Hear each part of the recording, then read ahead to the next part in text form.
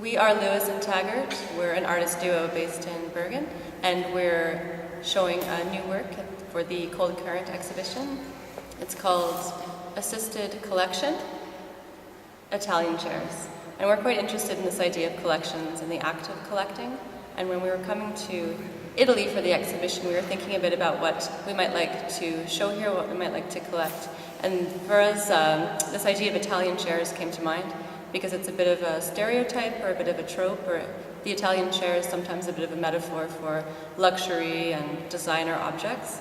So we were curious about the perception of the Italian chair versus the kind of chairs that might exist in people's homes and people's everyday lives here in Italy and in Reggio.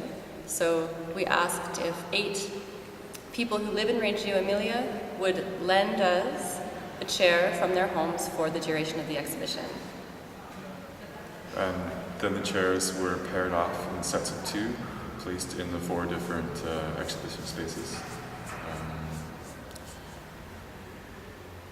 And when we came and saw the chairs, we wanted to create a collection that was almost created through a remote engagement with the space. So instead of projecting our own taste or our own opinions onto what we were collecting, we wanted it to be sort of generated by the place itself. So the chairs themselves were selected by the owners of the chairs.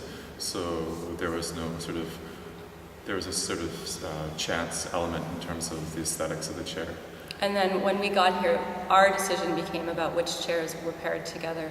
And that was based just on quite formal decisions, and also in terms of how they might play off against the different 4 architectures of the exhibition venues. So here in the church, we have 2 chairs that belong to 2 painters.